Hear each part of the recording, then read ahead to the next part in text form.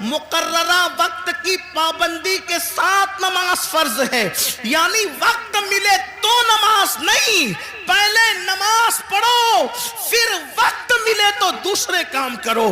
ہم پر پہلے نماز فرض کی گئی ہے، اور انقلاب کیسے آئے گا، تبدیلی کیسے آئے گی؟ یاد رکھنا، جب اللہ تبارک و تعالی کسی قوم سے مدد کا ہاتھ اٹھا لیتا ہے تو پھر وہ قوم تباہ اور برباد ہو جاتی ہے، وہ قوم تباہی کے دہانے پر پہنچ جاتی ہے۔ کیا آپ کو نہیں پتا؟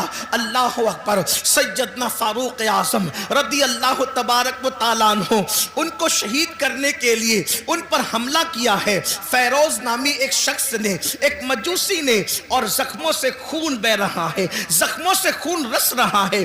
ایسے عالم میں فاروق اعظم تیمم کرتے ہیں، اور تیمم کر کے اٹھ کر کے کھڑے ہوتے ہیں۔ کسی نے کہا امیر المومنین، پورا وجود لہو